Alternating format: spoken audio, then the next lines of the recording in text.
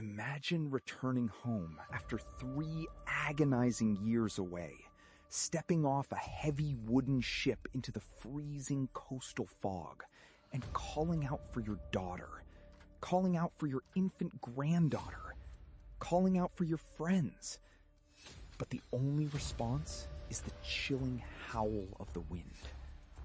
You walk up the muddy shoreline, your heart pounding in your throat, only to find that the houses are gone, completely dismantled. The defensive palisades are abandoned. The fire pits have been coaled for years. Every single one of the 115 men, women, and children you left behind has vanished into the dark, towering woods. There was no blood. There were no bodies. There was only a single haunting clue scratched violently into a wooden post. Croatoan. It is a story we are all taught in school, a neat little historical mystery swept under the rug of early American history. But the sanitized textbook version leaves out the darkest, most terrifying realities of what actually happened in the shadows of Roanoke Island. If you find yourself drawn to the dark corners of the past, the secrets left buried in the dirt, and the mysteries time tried to erase, make sure to subscribe to the channel. We uncover the truth the history books are too afraid to tell. The year was 1587. Governor John White had led a hopeful group of English settlers to the shores of what is now North Carolina. Among them was his pregnant daughter, Eleanor, who soon gave birth to Virginia Dare, the very first English child born in the New World. But this was not a paradise. It was a green hell.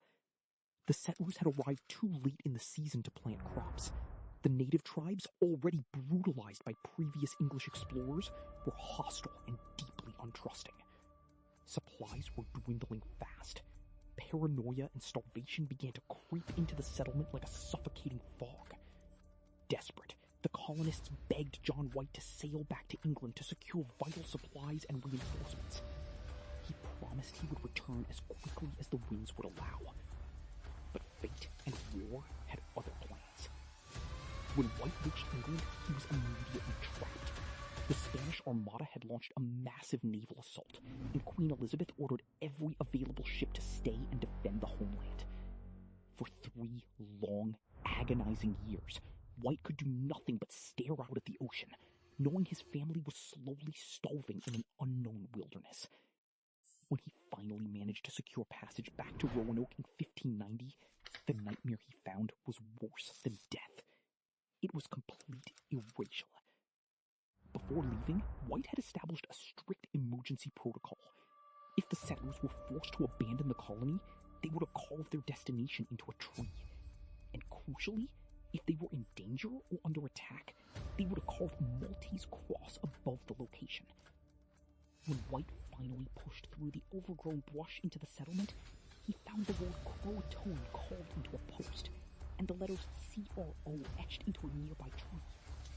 But there was no cross, no sign of distress, and yet the scene was full of people. Heavy iron cannons, which were far too heavy to easily move, had been left behind. White's own buried chests, containing his maps and personal belongings, had been dug up, violently smashed open and ruined by the elements. If they left peacefully to travel to the nearby Croatoan Island 50 miles south, why did they tear down the houses but leave the heavy weapons? Why did they desecrate the governor's hidden belongings? White desperately wanted to sail to Croatoan Island to search for his family, but a massive, violent storm forced his ship's captain to abandon the search and flee back to England. John White never saw his daughter or granddaughter again, dying a broken man in the shadows of history. For centuries, the leading theory was simple assimilation. The settlers, starving and desperate, sought refuge with the friendly Croatoan tribe and simply blended into their society. And there is evidence for this. Decades later, European explorers noted Native Americans in the region with startling gray and blue eyes, and who lived in 2-story stone houses that mirrored English architecture. But modern science and darker historical parallels suggest a much more gruesome reality. Climatologists studying ancient tree rings in the region recently made a chilling discovery. The exact years the Roanoke settlers were abandoned, 1587 to 1589, saw the most severe, extreme drought in the area in over 800 years. The rivers dried up, the crops withered into dust, the game animals fled or died. The friendly tribes nearby wouldn't have had enough food for themselves, let alone 100 hungry Europeans. What happens to civilized people when the hunger sets in, when the stomach turns to acid and madness begins to fray the edges of the mind? We know exactly what happens, because it happened only 20 years later at the Jamestown colony. During the infamous starving time of 1609, trapped Jamestown colonists ate their horses, then they ate their dogs, then the rats, and finally, when there was nothing left, they turned to the dead. Archaeologists at Jamestown uncovered the mutilated skull of a 14-year-old English girl, covered in desperate, hesitant knife marks, proving she was butchered and consumed by her own people. If this happened in Jamestown, where there was at least a rudimentary supply chain, what happened in the complete isolation of Roanoke? Did the lack of a distress cross mean they weren't attacked by outsiders, but rather destroyed themselves from the inside? Some historians quietly suggest that the word Croatoan wasn't just a destination, but a final, delirious message from a fractured society that had turned on itself, breaking into warring, starving factions in the woods. But there was an even darker theory buried in the archives. When Captain John Smith, a leader of the Jamestown colony, arrived decades later, he investigated the fate of the Roanoke settlers. Chief Palatine, the powerful leader of the regional tribes, allegedly confessed a horrifying crime. Palatine claimed that the lost colonists actually traveled north and assimilated with a different tribe, the Chesapeake. But Powhatan, guided by prophecies and the tradition, viewed this alliance as a threat. He told Smith that he ordered his warriors to ambush and slaughter every single one of them.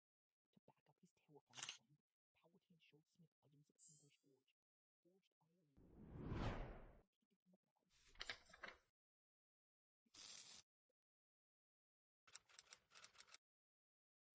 It was covered in Elizabethan English writing, claiming to be a message from Eleanor Dare, John White's daughter. The stone told a horrific story of disease, war with the natives, and a shrinking group of survivors. It claimed her husband, Ananias, and her daughter, Virginia, were both dead, and only 7 colonists remained alive. While the first stone was initially deemed authentic by historians, dozens of subsequent, highly sensationalized stones were quickly exposed as elaborate hoaxes, ruining the credibility of the entire find. But modern linguistic experts analyzing that very first stone say the specific vocabulary and tooling marks perfectly match the 16th century. It is entirely possible that the desperate, dying testament of Eleanor Dare has been sitting in a museum archive for 80 years, ignored because of the fakes that followed it. Recently, ground-penetrating radar and modern archaeological digs at a site called Site X, roughly 50 miles inland from Roanoke, have uncovered fragments of 16th century English pottery, metal tools, and the remnants of a hidden settlement. Did a small, fractured group of survivors make it to this secret location, hiding in terror in the deep woods, waiting for a rescue ship that would never come? Did they turn to dark, desperate rituals to survive the freezing winters, losing their humanity bit by bit until they were no longer English, no longer civilized, but something else entirely? The true fate of America's lost colony is likely a mosaic of horror, a combination of extreme starvation, disease, desperate assimilation, and violent slaughter. There was no single moment of disappearance. There was only a slow, agonizing descent into the dark. The trees of Roanoke Island have grown thick and silent over the last 400 years, wrapping their roots around the bones of 115 forgotten souls. The dirt holds their secrets, and the word Croatoan remains, a ghost story carved in wood, whispering of the terrible things humans are capable of when the lights go out, and they are left completely terrified